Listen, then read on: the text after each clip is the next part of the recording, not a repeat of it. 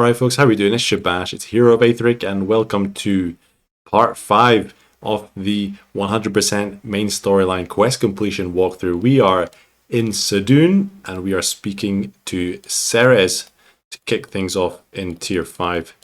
Ceres is an Arcanist of something, and Tier 5 is all about fetch quests. There's quite a lot of things to get in here. So, a Fallen Hero Part 1, we have to find 3 items, a mirror, we need to find 5 fogstone, and we need to find 3 undead bones. So, I've already got a mirror, but basically, a mirror is part of an arena drop. You can find this in the arena, and I will go to the arena and get a drop for you in this video, even though I already got one, fortunately, earlier on. Fogstone drops from the Black Slewer Ghost boss more easily, and then Undead Bone, you should probably have this already if you at least dismantle some of the bone shields that you get from the Undead Golem Tier 4 boss, or indeed the Bone Crusher weapon. So we're going to start off then with the arena, and try not to be disheartened about the finding the mirror. It is a rare drop in the arena, and can take a little bit of time to find, and you just got to make sure you don't have auto dismantle on, because we currently need a standard quality one. So if you get a non-standard quality one, it's a bit unfortunate. So we're going to start off then in the arena. Now I've got 75 arena tokens here. If you are running out of arena tokens, best place is to go back to kind of a tier 4 zone like the Woven Forest and just farm bosses. They pretty much all drop an arena token, and you might pick up, well, you will pick up some decent experience and orns and stuff like that. So I'll just do one fight to start things off, just to show you what my current build is. I'm Dragoon with an Elder Gnome. I've gone Berserker Spec to get this Berserk buff, which gives a 50% damage buff. And you can see the damage from our Elder Gnome pet is pretty insane. So if you are wondering how to kill things at tier 5, and you haven't selected a tier 5 class yet, I do recommend Dragoon. Berserker is not even necessary, to be honest with you. It's just kind of overkill, but you get the Elder Gnome pet, and it does pretty insane, unstable magic damage, and we can cut through pretty much everything relatively easily. So yeah, if you're looking for a tier 5 build, I recommend Dragoon with an Elder Gnome pet. And oh my god, look at that, we got a poor mirror. That is really, really unfortunate. We're gonna have to get another one. So yeah, don't be disheartened if that happened. Just got to keep going, and until we find a standard mirror. And there we go, we finally got a standard quality mirror. It didn't actually take as long as I was expecting it to. I'm gonna double check how many arena tokens we have. I think it's not updated yet. Oh no, 70 arena tokens. So what was that? 5 less than 10 fights. So be prepared to spend a little bit longer than that, because it is technically a rare job. But we got a mirror, we got the standard quality. The next thing we're going to do is try and find the fogstone. So we are going to have to farm tier 5 bosses. And the thing is, this guy is extremely hard to take down when you're first tier 5. You may have realized that by now. So what I'm going to do, I'm going to go south into Meropis, see what we can find, see if we can find slewers there. To be honest, you're probably better off staying in Sudun Dunes, because there's 2 bosses there.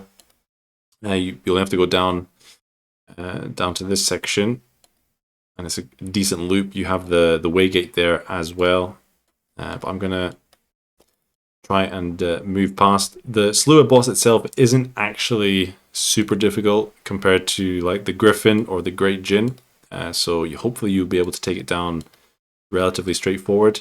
Deathworm is really great to farm, because it's weak to earth damage and pretty low defenses, so whatever class you are, you should hopefully be able to take this down. Also drops a very nice melee weapon if you're looking for an upgrade. So we're in the Meropis zone now, and I'm just gonna flounder around until we find a slewer. And by the way, if you're wondering where the tier 5 town is, it's actually on Ogoro. It's an island, and you have to get the ferry from this section here.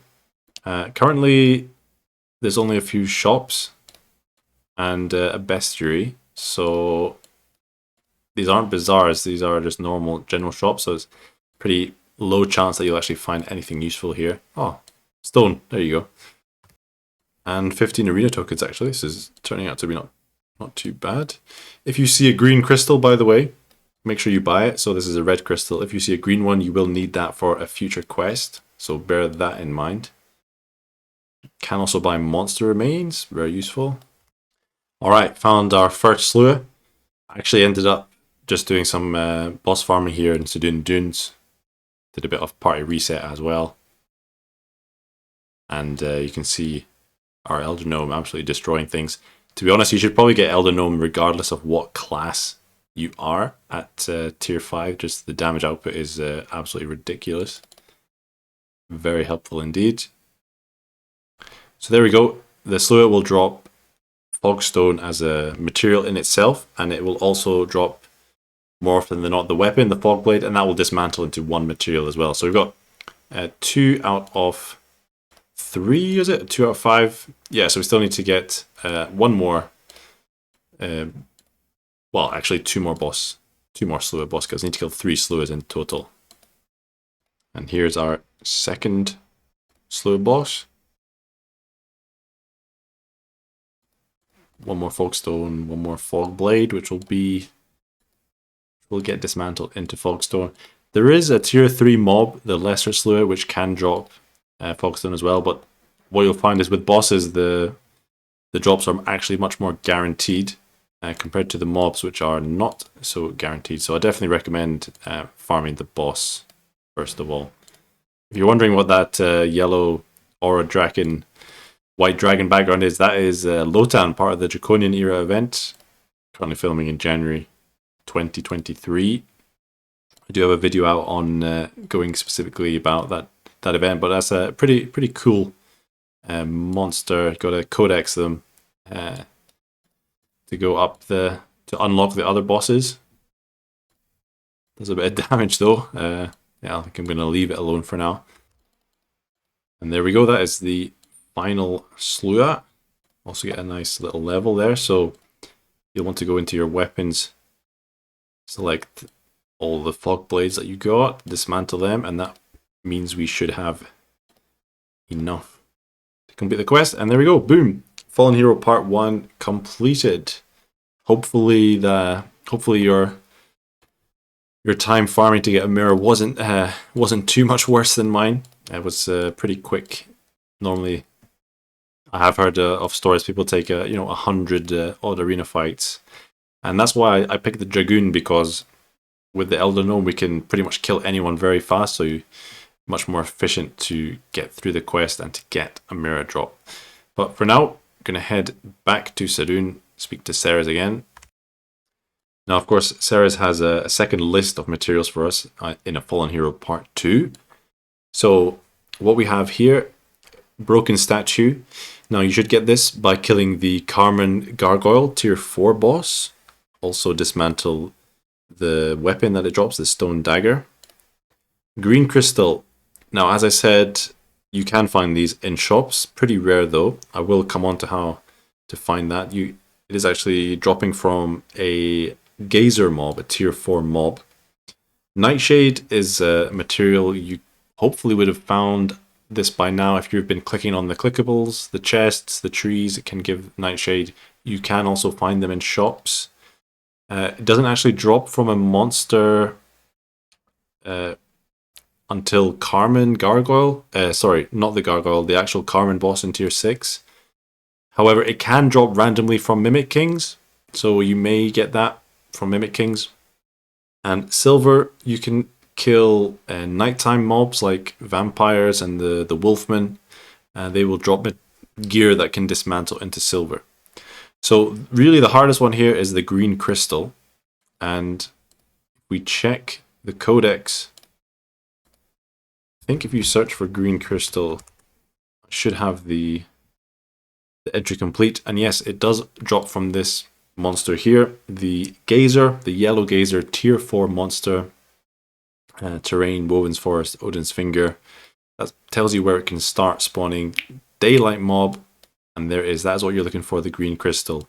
So I still need to get one more, and it is going to be, unfortunately, another case of killing mobs or trying to get mobs to respawn, party reset, to actually find the Gazer in the first place. And then you got to pray for it to drop. It doesn't always drop. I am also going to check the dungeons, the Mystic Cave type dungeon, see if it spawns there. Now, I have also been to the Herbalist in Avalon to make Beast Blood. It's a very simple recipe. You just need small empty bottles, 1 bone and 1 mandrake, and this also attracts more monsters to you, so very useful for quests. Small bottles you can get randomly, sometimes from quest rewards, sometimes from mimic type monsters. Oh, here we go.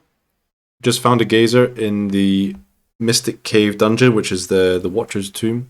Sorry, when I get out of the dungeon, I'll show you where I am. But basically, you can find this in because it is a magical type mob. It does exist in the Mystic Cave type themed dungeons, and there are 2 Mystic Cave type themed dungeons in Aethric. I'll show you once we get out of here, or if we see another Gazer. Okay, we got another one in the same dungeon. Just gotta hope it drops the green crystal now. There we go. Boom, got it. Happy days. So just 2 more floors left in this dungeon.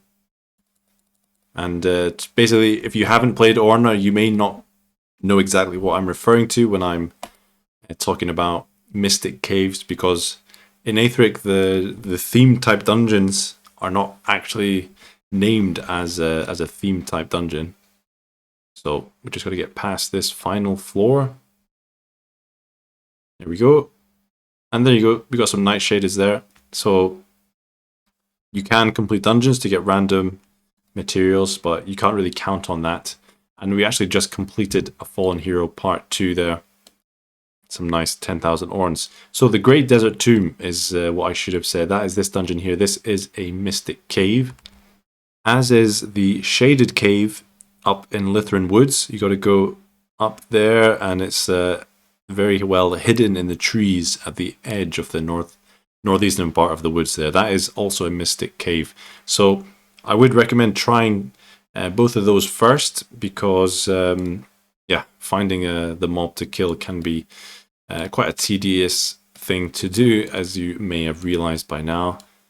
Otherwise, you got to do the party reset trick, or just farm mobs for days on end. You see, there's no Gazers around here. They may well, in fact, spawn more in Odin's Finger and the Woven Forest. And we do actually, in fact, have to go up to Athantia to speak to Katha again. Okay, travelers, Balor forces have been released from the underworld. If you know what's coming, you will know. Ambush. Balor has returned, and Katha needs you to help defeat their army. This quest includes foes of both day, night, and dungeon. Okay, so we got a mix here. Now, kind of a lie, there's not specifically a daytime mob here. Balor Guardian, this is a nighttime mob, as is the Reaper. And then the Balor Worm, that is a boss that appears in dungeons only. And to be honest, specifically just boss dungeons, or normal dungeons, I should say. So, how are we going to tackle this? Well, first of all, you've got to check what the clock cycle is in your game. So I've just gone into daylight, which is a bit unfortunate. I'm going to have to wait roughly 25 minutes to get into nighttime. Nighttime begins, I think, from 20 past the hour and continues to 1:45 the next hour. So you have roughly 25 minutes of nighttime every hour cycle. So in that regard, we can attempt to find the Balor Worm for the quest. And to attempt that, I'm going to do either a Mushroom of Perilous Visitation, that is a normal dungeon, and also Watcher's Tomb is also a normal dungeon. And the best way, or the way to give yourself the most chance of finding a Balor worm, is to do boss mode. Because, as you might have guessed, every single floor in the dungeon is going to be a boss. Whereas if you were doing a normal dungeon, there would in fact be, if you're doing a tier 5 dungeon, which we are now, there would only be 3 boss floors. So you're not really giving yourself a very high chance of running into a Balor worm. So we'll try our luck here. These early floors, this is a tier 2 mob, tier 2 boss. Now we're into tier 4 boss here. We're running a pet build. It's very much, especially with Elder Gnome, you get all the status effects of frozen, burning, quite annoying. So you can actually, this is tough. This is tough. Okay, what I'm going to do, if you come across Berserk bosses, it is tier 4, so we should be fine. But especially if you're a Dragoon, what you want to do is get Sleep Dart out. Just type it in, mate. So roughly a 75% chance to proc sleep on the boss here.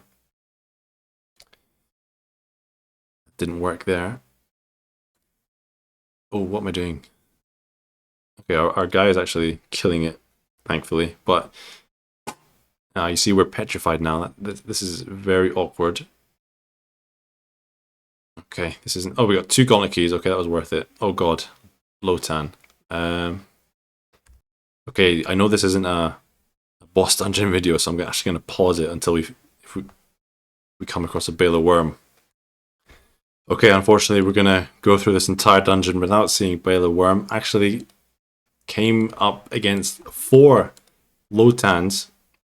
Pretty awkward doing this quest while an event is on.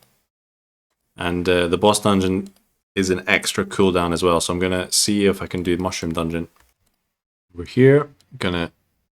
still got cooldown actually. Okay, we're sacking the Balor worm for the moment. We've come to Meropis, south of the Dune Desert, and we are going to hunt Balor Guardians and the Reapers.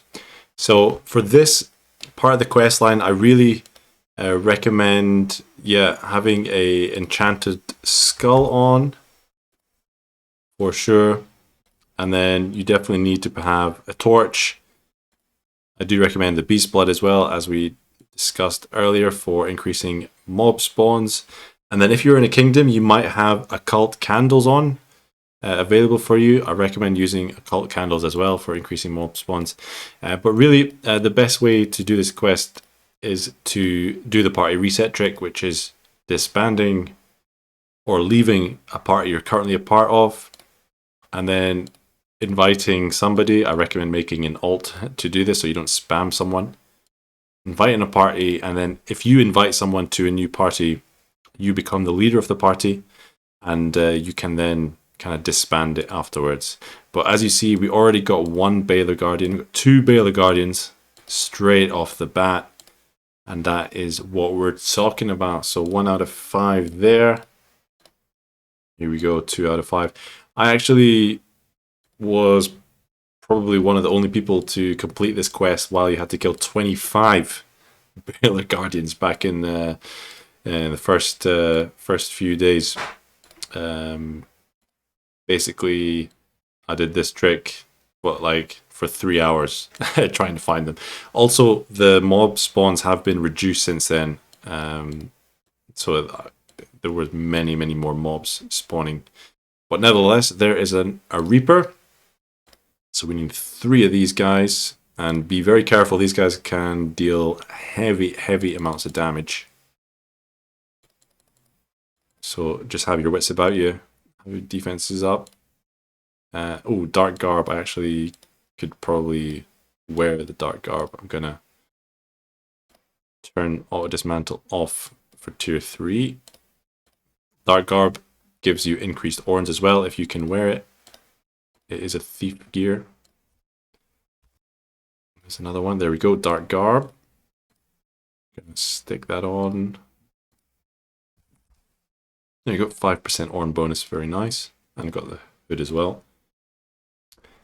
Okay, so I'm going to do my first part reset. I'm just going to stay around this central zone. It seems to have a little bit more monster spawning density than compared to the outer side of the zone itself. So I'm going to stay around the center, do another party reset, leave, and play again. That just takes over the server, forces it to take straight away.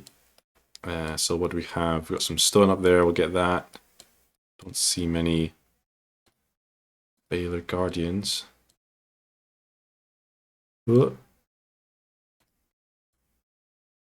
If you have also picked up any affinity candles, and now is a very good quest to use that on, because affinity candles basically limits the mob spawns to only the tier of the zone and tier -1. So that would mean this zone would only spawn tier 5 and tier 4 monsters. So you're just filtering out all the lower tier mobs, such as this goblin mage. It wouldn't spawn if you had an affinity candle on. Oh, Shrine of Wisdom, very nice indeed. All right, just done another party reset. Got another Baylor Guardian here. This is 3 out of 5. We've already finished the Reapers, and I spot another Baylor Guardian over on the eastern side of my screen. It's number 4. I think this is the third party reset I've done. So hopefully we'll find another one on the west side of the zone. By the way, these mobs here are event mobs. So these are only spawning in January 23 or during Rise of the Phoenix event. So if you are questioning what the hell these Phoenician mobs are doing, that is the reason. And one more party reset gets me the final Baylor Guardian that we need. That is 5 out of 5 on those bad boys and 3 out of 3 on the Reaper. So we are just waiting for the Baylor Worm. So I do need a little bit of time for my Mushroom of Perilous Visitation dungeon to come off cooldown. And yeah, the only thing really about having event mobs or bosses, specifically in this case, taking up the dungeon slots where normally, the dungeon I did, I had 4 floors where it could have been a Baylor Worm, and it wasn't. We've got an extra boss in there spawning, so I'm gonna head over there for the cooldown. Basically, what I'm trying to say is I'm having a little moan of the fact that we couldn't complete the Baylor Worm part of the quest in our first dungeon. Let's give this a bash then. Mushroom of Perilous Visitation, going boss mode. Gonna hope and pray we get a Baylor Worm, but look at that Lotan floor number 1. Jesus. Boom! There he is, the Baylor Worm, visiting us in the Mushroom of Perilous Visitation. Thank God, in between all of the Lotans during this event, we managed to find Baylor Worm. Very happy with that. And that will be the quest complete. I'll just finish off the dungeon there, see if we get anything useful. Not really, but there we go. Ambush complete, 10,000 orns, and we get the Ring of Sacrifice. So a nice little achievement there. So Ring of Sacrifice, what it does is it kind of acts like an affinity candle. When you equip it, it will only allow strong monsters to you. So that is effectively in Aethric it works like the tier of the zone and the tier of the zone -1. Those monsters will only be filtered through. And we're back in Sudun speaking to Ceres Aveonfeld. Onto a Fallen Hero Part 3. We need to collect some items now. 25 bone and 25 wolf's blood. Now, bone should be quite an easy one, honestly. If you've literally played the game up until this point, you will have killed plenty of mobs, plenty of bosses, and hopefully required 25 bone. If not, I would just suggest go around killing things and clicking on the clickables. You should have realized bone is a clickable, much like stone is.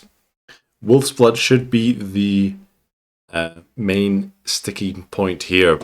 It's not very easily farmed at this point in the game, and in fact, there is really only one location that I recommend farming for it at this point in the game, and that is in Lythrin Woods. We need to go, I think I'm on cooldown, but yeah, we're going to be farming the Lord of Wolves boss in the Lythrin Woods. And this is the guy you want to find, Lord of Wolves. Pretty easy boss, even if you are level 3, to be honest. So you see it drops Staff of Wolves, which dismantles into Wolf's Blood, and he also drops the Wolf's Blood on its own. I think I just need one more kill. This is 2 Lost Pharaohs here, so I am going to be using, of course, the old reset party trick. It's really the fastest way to farm the boss. And if we're targeting one material in specific, which drops from literally one boss at this point in the game, yeah, that's what we're going to do. And here is our last one. So I actually had roughly 20 Wolf's Blood in advance. Basically, while I was waiting for the dungeon cooldown to finish on the Baelor Worm part of the quest, I was up here in Lythrin farming Lord of Wolves. So if you are looking for something to do, then recommend getting up here farming Lord of Wolves, at least if you haven't completed this part of the quest line yet. And that is A Fallen Hero Part 3 completed. Another 10,000 Orns. Pretty heavy Orn gains, I must say, this part of the quest line. And we have to go back to Sudun again. Here we go, another list of materials, I believe. Yes, A Fallen Hero Part 4. Now we need this to construct the Lover's Lost charm. And we need 50 Darkstone. So Darkstone for this thing in particular doesn't really appear in shops, and you can find it in the bazaar, but it's only going to be like 1 Darkstone at a time. So what I really recommend for this is farming Sudun Dunes at nighttime. You are going to have to farm at nighttime. Basically, the nighttime mobs that spawn, a lot of them can drop Darkstone by itself, or they can drop items that dismantle into Darkstone. So if you want to take a closer look, you can, check the Orna guide or check your codex. In fact, let's see if we can pinpoint what drops Darkstone. Okay, well, Baelor Guardians, that's a good start. The Lich Vampires, quite a good one to farm, actually. And I've actually not killed any of these tier 5 mobs, for example, so let's hope this, pretty sure the Great Demon tier 5 mob will drop Darkstone, or can drop Darkstone. It might not, but there we go, boom, not Darkstone right there. Good timing, actually. I am in, it's half past the hour here, so that is nighttime mode. Got another 15 minutes left of spawnings, night spawns. Oh, that was a misclick. So yeah, you should know, like, the typical nighttime mobs. They look like demons, I guess. Dark color styles, the wolves. Not all the wolves drop Darkstone, I don't think. That imp should hopefully drop Darkstone. Be very careful with this guy. Hits very hard. There's another Darkstone, very nice. Let's see if the ghosts or the geist can drop it. There we go, Darkstone. You see, so it's actually very commonly dropped. A lot of the nighttime mobs do drop it. So yeah, worst case, it should be, well, hopefully you'll have picked up some Darkstone by now, but I guess worst case will be around 50 mob kills. Nothing is really gonna drop multiple unless you find berserk mobs. So definitely use a dowsing rod, or if even better is if you find a Shrine of Luck. That will increase the chance for the material to drop. It's definitely not guaranteed drop, I'm afraid. So I'm gonna quickly, yeah, you see there, I didn't even drop, and I've got a Shrine of Luck and a Dowsing Rod on.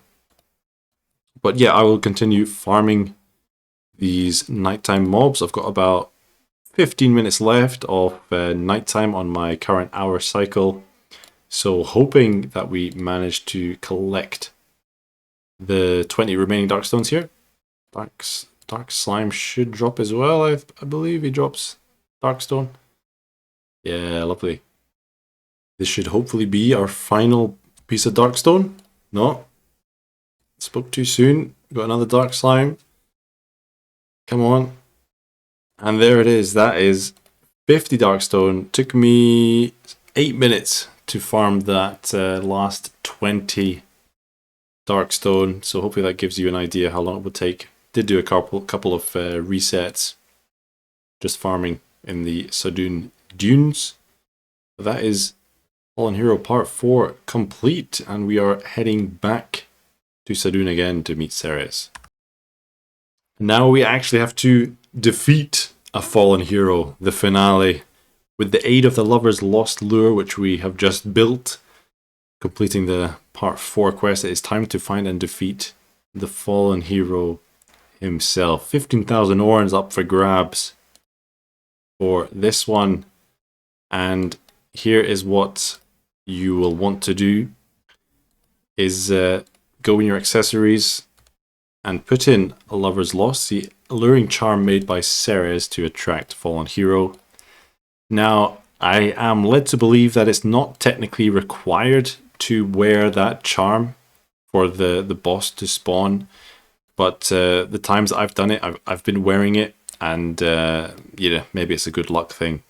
But essentially, you want to cycle through the tier 5 bosses once more, very similar to what we did with the Fomorian Lord. So what I'm going to do is, I'm actually going to do party reset in this Sudun Dunes area. If I had the time to farm, or if I wanted to farm the bosses, you absolutely can do, but I'm going to cycle through and see how long it takes to get Fallen Hero to appear. So yeah, party reset yet again. And here he is. 3 party resets took me, and that is our man, Fallen Hero Lover Lost. A lot of HP, by the way, 14,000 HP. Cannot be put to sleep. So, going to be a tough little fight. Not if you're a Dragoon, of course, with an Elder Gnome backing you up, but for other classes, maybe a little bit touch and go. You can, of course, level up a little bit and come back and kill this guy afterwards. There's nothing wrong with out leveling the quest line, if you like. It's almost easier in a sense if you do want to just focus on leveling, you know, killing bosses, getting your gear up, and maybe you're 1 tier or even 2 or 3 tiers above the story quest line stage that you're at. You can actually come back, and you're generally going to be much better placed to just charge right through these quests, do them all back to back to back, and complete them in a much shorter time frame than you would probably if you were keeping up with the story quest at the same rate as your character. You know, if you only focus on the quest. But it's 6 and 2 3s. It's personal preference. It's how you want to enjoy the game. If you don't mind charging ahead in levels, and you know you just want to level up your character, get strong, come back later, that's absolutely fine. Or if you want to complete the story quest line as you progress through the game, and you want to do it kind of side by side, then that is absolutely fine as well. If you want to prioritize the quest, it does give a little bit of direction to the game. So, you know, it's personal preference, depends what you want to do. Neither way is wrong, and I'll tell you what is wrong. Me not casting out will on this guy. Yeah, I didn't actually bring it with me, unfortunately, so gonna do some damage to him instead. And cursed as well. It's never enjoyable, to say the least. Quite unpleasant having that dot on top of the berserk, but we have the damage output here. Hopefully you do as well. It's really at this point in the game, end of tier 5 going into tier 6, where you do actually want to start concentrating, or at least thinking about leveling up gear. For sure, when you're logging off at night, put all of your main gear in the Blacksmith, get it up a level. So by the time you kick off again the next day, you are a little bit stronger. Getting armor pieces to at least level 2 actually gives you a bigger boost than normal, than all of the other 1 level ups, because it effectively takes it from level 0 to level 2. It like gives you an extra double jump. Don't know if that makes sense, but for example, if you were leveling an item from level 3 to 4 and it gave you 10 defense, typically if you were leveling it from level 1 to 2, it would actually give you 20 defense. But there we go. We have completed the quest. 7,000 Ornas just for killing the boss, by the way. That is nothing to scoff your head at. But there we go. 15,000 Orns in the bank. And now we have to go to the resting place. Speak to Sikarmara again. And exactly like the Fomorian Lord, once you have unlocked the quest line, if you like, the Fallen Hero Lover Lost is going to be spawning out in the tier 5 zone, just like any other tier 5 boss, and it can also spawn in dungeons, only on the last floor, however.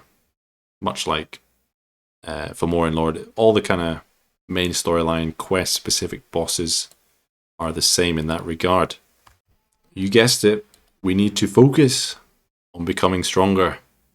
Unlock a tier 5 class, reach level 125. I'm roughly 75% needed on this last level, I think. So let me do that quickly. And by the way, the Lover's Lost amulet accessory is way, way better than the enchanted skull for spawning monsters. Look at all these monsters. So for any monster killing quest from now on, you're going to want to use the Lover's Lost amulet to force increased monster spawns. It's it's magnitudes better than a couple of enchanted skulls, that's to say for sure. And there you have it, the 6th tier complete. Another 25,000 Orns in the bank. We have and a 50,000 Orns for reaching level 125. Very nice indeed. Level 125, welcome to tier 6. Big thank you to the Arisen Orna Legends for supporting me on Patreon and on Twitch. Without their support, I would not be making these Hero of Aethric videos at the moment. So big thanks to them. Big thanks to you for watching this video. I really hope it was useful and you got some information that you came for. Maybe a bit more detail than you're expecting, but it is a walkthrough type series. So thank you for watching. Any questions, comments, please drop a comment down below and I'll do my best to answer them as soon as I can. I'm Shabash. Thank you for watching and we'll see you in tier 7. Ciao.